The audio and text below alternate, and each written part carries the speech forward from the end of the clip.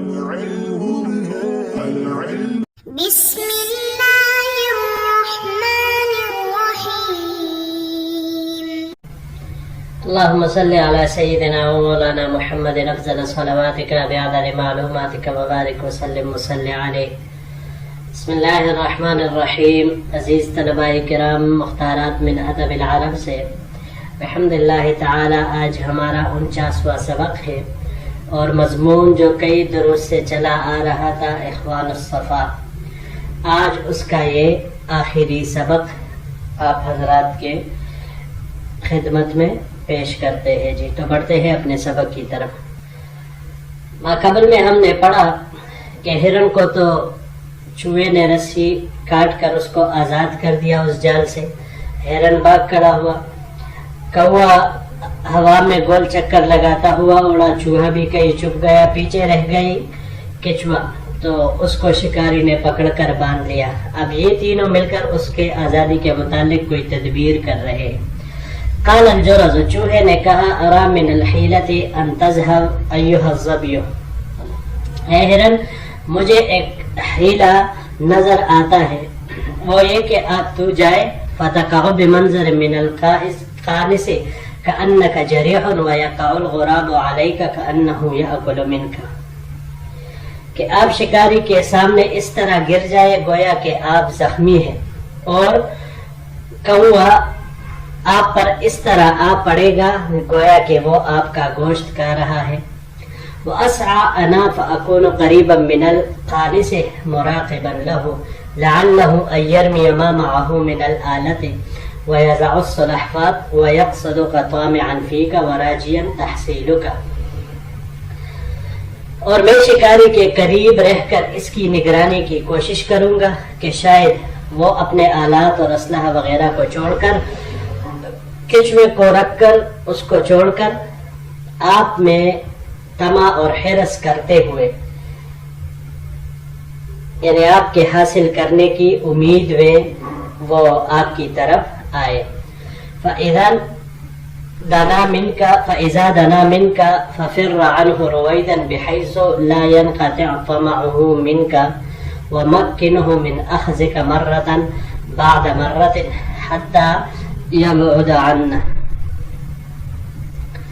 اور جب وہ آپ کے قریب آئے تو آپ اس سے بھاگو اس طرح کہ اس سے آپ کو پکڑنے کی امید منقطع نہ ہو، یعنی اتنی دور اس سے بھاگو کہ اس کی امید ختم نہ ہو. وَمَكِّنْهُ مِنْ أَخْذِكَ مَرَّةً بَعْدَ مَرَّةٍ، اور اسی طرح بار بار اپنے آپ کو پکڑنے کی قدرت اس کو دیا کرو. حتیٰ یبعد عنا، یہاں تک کہ وہ ہم سے دور ہو جائے. وَنْحِ مِنْهُ هَذَا النَّحْوَ مَا اسْتَطَعْتَ، اور جتنا اسے دور ہو سکے ہم سے دور کرتے جانا.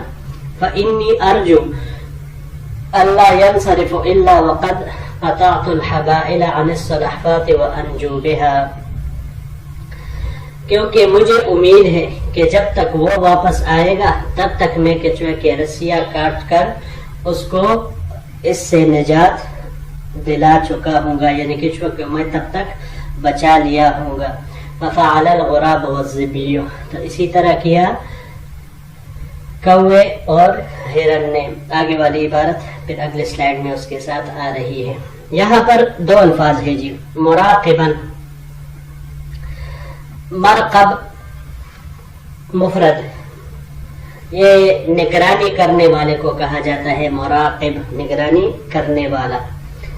یہ باب نصارہ سے رقبہ یرقب رقوبا، باب نصارہ سے رقبہ یرقب رقوبا، اس معنی میں مصدر اس کا آتا ہے نگہبانی کرنے کے معنی میں. اس کے علاوہ اور بھی یہ کئی ابواب سے استعمال ہوتا ہے، جیسے اس کو ہم باب افعال سے لیں.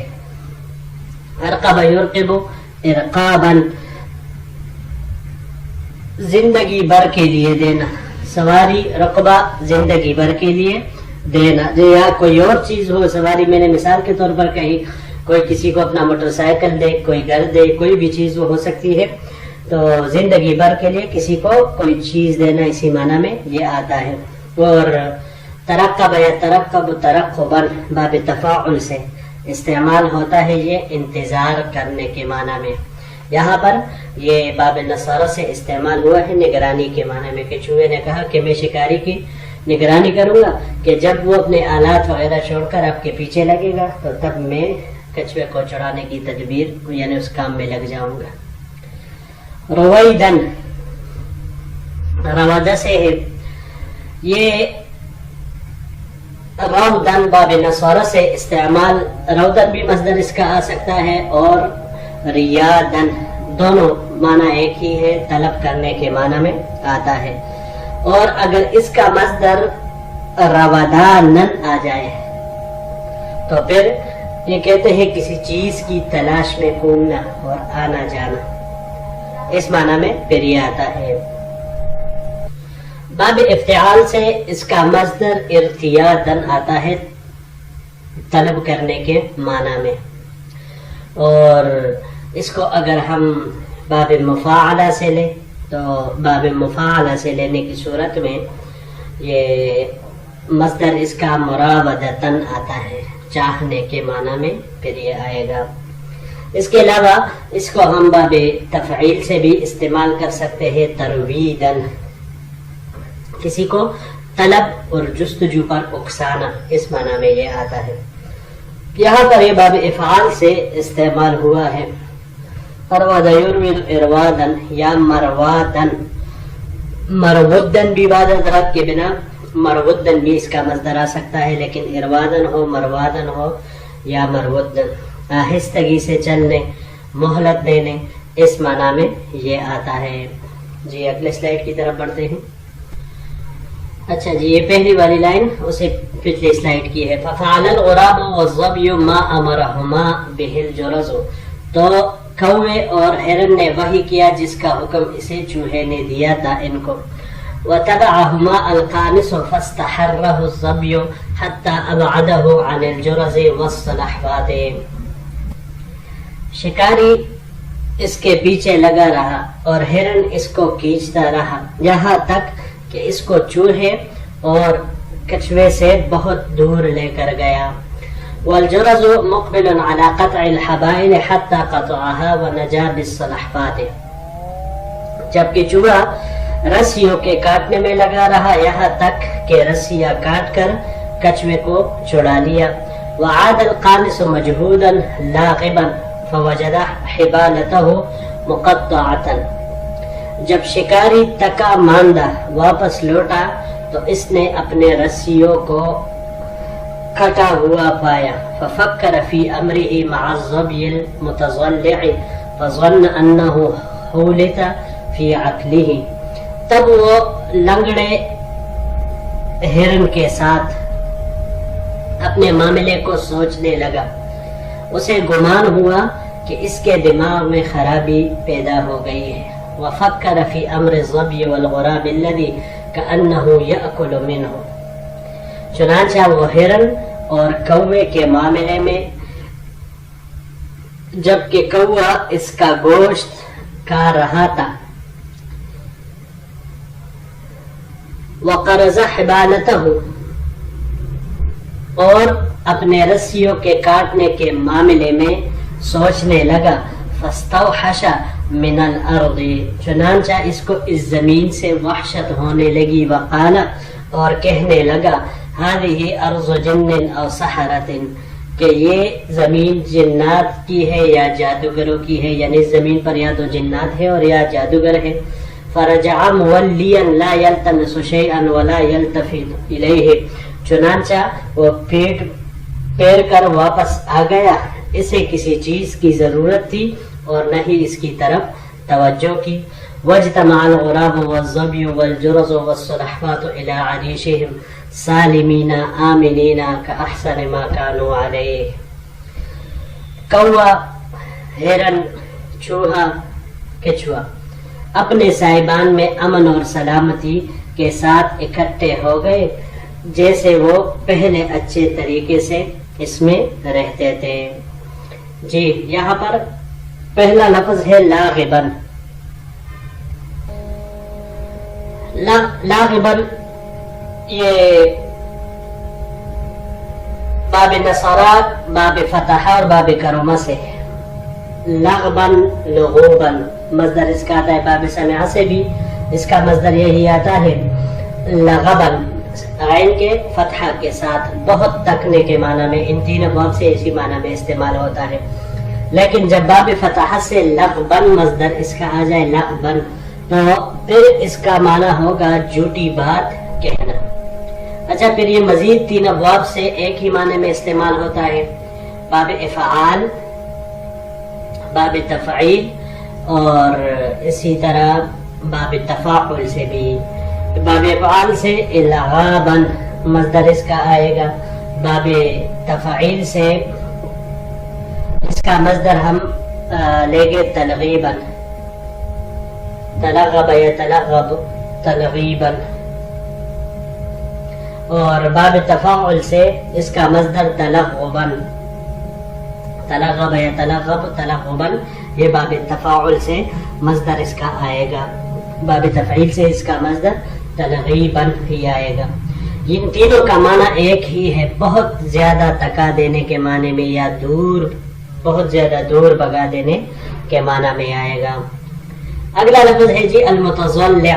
متضلع اس کو کہا جاتا ہے جو بتکلف لنگڑا بنا ہو، یعنی خود قدرتی طور پر وہ لنگڑا نہ ہو، لیکن لنگڑا ہونے کی وہ ایکٹنگ اور اداکاری کر رہا ہو، اس کو متضلع کہا جاتا ہے. تو یہاں اس قصے میں بھی وہ ہرن زخمی نہیں تھا، لیکن وہ زخمی ہونے کا اور اسی طرح لنگڑا کر چلنے کا وہ ایک طرح سے اداکاری ہی کر رہا تھا، تاکہ یہ شکاری اس کے امید میں کچھوے اور چوہے سے دور چلا جائے اور ان کو موقع مل سکے رسیاں کاٹنے کا. یا باب فتح سے ذلعن مصدر اس کا آتا ہے چلنے میں لنگڑا ہونے کے معنی میں. جی تو اگلے سلائیڈ کی طرف بڑھتے ہیں. وَإِذَا كَانَ هَذَا الْخَلْقُ مَعَ صِغَرِهِ وَضَعْفِهِ قَدْ قَدَرَ عَلَى التَّخَلُّصِ من مرابط الهلكة مرة بعد أخرى بمودته وخلوصها وثبات قلبه عليها واستمتاعه مع أصحابه بعضهم ببعض، کہ جب یہ مخلوق اپنے چھوٹے اور کمزور ہونے کے باوجود اپنی محبت و خلوص اور دل کو اس پر ثابت قدم رکھنے اور ساتھیوں کے ایک دوسرے سے نفع حاصل کرنے کے ذریعے سے بار بار ہلاکت کی بندشوں سے آزادی اور چھٹکانا پانے پر قادر ہے. فالانسان الذي قد اعطي العقل والفهم، بس انسان جس کو عقل اور فہم دیا گیا ہے، وَأُلْهِمَ الْخَيْرَ وَالشَّرَّ، اور جنہیں خیر اور شر کا الہام کیا گیا ہے، یعنی خیر کو بھی جانتا ہے اور شر کو بھی جانتا ہے. وَمُنِحَ التَّمِيزَ وَالْمَعْرِفَةَ أَوْلَى وَأَحْرَى بِالتَّوَاصُلِ وَالتَّعَاضُدِ، اور جسے تمیز اور معرفت کی صلاحیت سے نوازا گیا ہے وہ اس بات کے زیادہ لائق ہے کہ ایک دوسرے کے ساتھ مل کر رہے اور ایک دوسرے کی مدد حاصل کرے. فَهَذَا مِثْلُ إِخْوَانِ الصَّفَاءِ وَاخْتِلَافُهُمْ فِي الصُّحْبَةِ، بس یہی ایک دوسرے سے مانوس ہونے والے مخلص بھائیوں اور ان کی دوستی کی مثال ہے.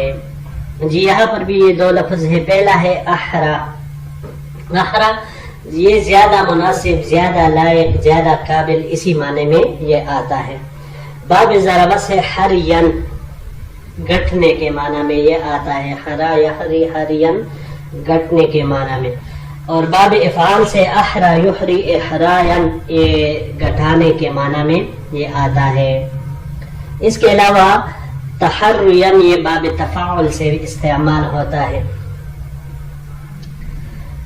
کہ دو چیزوں کے درمیان انسان قابل استعمال والی چیز کو اختیار اور طلب کرے. والتعاضد، تعاضد یہ غزدہ سے ہے. باب ضربہ اور نصرہ سے غزدن مدد کرنے کے معنی میں آتا ہے. اور غزدن اسی طرح اونٹ کے لیے جو پتے جاڑے جاتے ہیں نا اس کو بھی کہا جاتا ہے. باب سمع سے عضدن، عضدن ضاد کے حرکت کے ساتھ بازو میں درد ہونے کو یہ کہا جاتا ہے. اور اگر باب افعال سے اس کو لیا جائے اعضادن تو تیر کا دائیں بائیں نکل جانا اس معنی میں آتا ہے. یہاں پر یہ باب تفاعل سے استعمال ہوا ہے تعاضدن، ایک دوسرے کی مدد کرنا. جی تو الحمدللہ یہی تک ہمارا آج کا سبق تھا، اور اسی کے ساتھ اخوان الصفا بھی مکمل ہوا. اور آخر میں مصنف رحمہ اللہ نے انسانوں کو ایک زبردست نصیحت کی ہے کہ اتنی چھوٹی مخلوق، یہ میں نے آپ کے ابتدا میں بھی بتایا تھا اگر یاد ہو، کہ مصنف رحمہ اللہ ایسی تخیلاتی وہ شاہکار پیش کر دیتے ہیں کہ انسان کو اس کے جھوٹ ہونے کا یا من گڑت ہونے کا بالکل تصور ہی نہیں ہوتا.